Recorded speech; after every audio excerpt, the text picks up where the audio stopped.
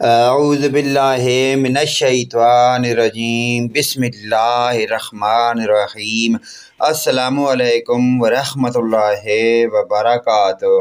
نماز میں اور گھر میں سیدنا ابو بکر صدیق رضی اللہ تعالیٰ عنہ نے رسول اللہ صلی اللہ علیہ وآلہ وسلم سے عرض کی کہ اے اللہ کے رسول صلی اللہ علیہ وآلہ وسلم، آپ صلی اللہ علیہ وآلہ وسلم مجھے ایک ایسی دعا سکھائیے جس کو میں اپنی نماز میں بھی مانگا کروں اور اپنے گھر میں بھی مانگا کروں۔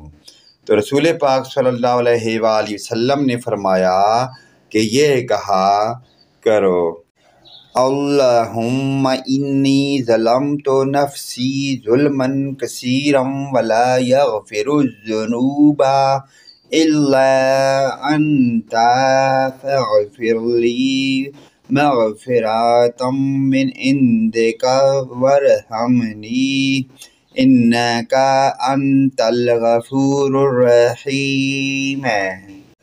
یا اللہ پاک، میں نے اپنی جان پر بہت ظلم کیا اور گناہوں کو تیرے سوا کوئی معاف کرنے والا نہیں، سو اپنے پاس سے میری خاص مغفرت فرما اور مجھ پر رحم فرما۔